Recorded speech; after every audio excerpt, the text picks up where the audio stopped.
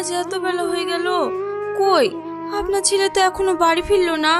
আমিও তো সেটাই ভাবছি, সেই সকালে না খেয়ে ছেলেটা বেরিয়েছে, এখনো যে কেন এলো না। আমি না হয় সামনে একটু এগিয়ে গিয়ে দেখি আসি। যাবে যখন তখন না হয় একটু খাবার বেঁধে নিয়ে যাও, যদি খোকার ফিরতে আরো দেরি হয় বলা যায় না। ঠিক আছে মা। শুনছো, তোমার জন্য খাবার নিয়ে এসেছি। নাসরিন, আরে বাহ, আজ সূর্য কোন দিকে উঠেছে? যেভাবে তোর জন্য মাঠে খাবার নিয়ে চলে এসেছে। সেটাই তো দেখছি। নাসরিন, তুমি এখানে? বললাম না তোমার জন্য খাবার নিয়ে এসেছি। বেশি কথা না বাড়িয়ে তাড়াতাড়ি এসো আর খাবারটা খেয়ে যাও। হ্যাঁ হ্যাঁ, আসছি। আরে ভাবি, তুমি আবার এই অসময়ে হঠাৎ করে খাবার আনতে গেলে কেন?